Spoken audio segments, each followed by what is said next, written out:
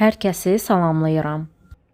Bugün çox ləzzətli və asan olan ləvəngili balıq kotletinin hazırlanmasını sizlərlə paylaşıram. Keçək hazırlanmasına. Ət maşınından keçirdiyim balığın üzərinə soğan, duz və ədviyyatları əlavə etdikdən sonra yaxşı qarışdırıram.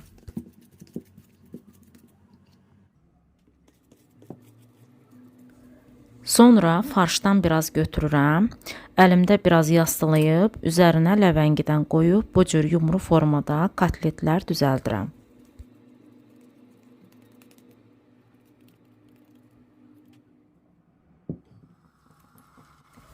Tavaya biraz kərə yağ, biraz da zeytun yağı əlavə edib, kotletləri əvvəl biraz gür odda hər iki üzü qızarana qədər bişirirəm, yəni belə deyək, möhürləyirəm.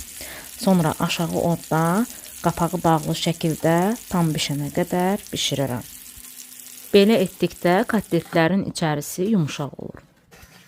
Artıq kotletlər bişib, gördüyünüz kimi heç bir dağılma, əzilmə yoxdur. Balığı bu cür bişirdikdə evdən qətiyyən kəskin balıq qoxusu gəlmir. İnanın, çox ləzzətli olur və ən əsası da uşaqlar da rahatlıqla yeyə bilir. Videonu tam və ətraflı şəkildə YouTube kanalımdan izləyə bilərsiniz.